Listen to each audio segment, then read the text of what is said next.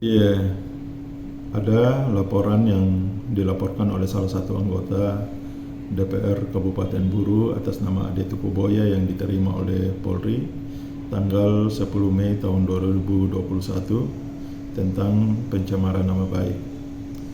Terlapornya adalah Ramli Umasugi.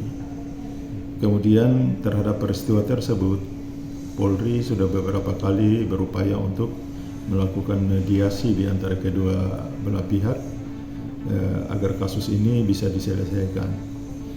Baik itu kita hubungi para pihak sendiri maupun melalui kuasa hukum.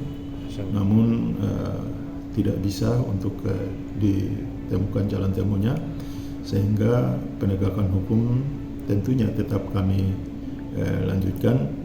Dan dari hasil pemeriksaan dari saksi-saksi, kemudian beberapa ahli juga sudah kami ambil keterangan sampai dengan dilakukan gelar perkara dan disimpulkan bahwa terjadi tindak pidana yang dilakukan oleh saudara RU, dan di Treskrim Polda Maluku telah menetapkan yang bersangkutan sebagai tersangka.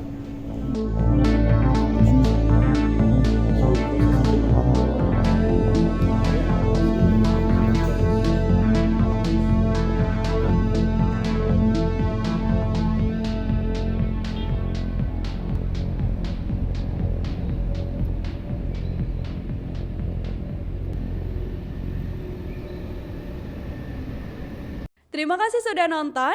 Jangan lupa like, subscribe, dan share ya.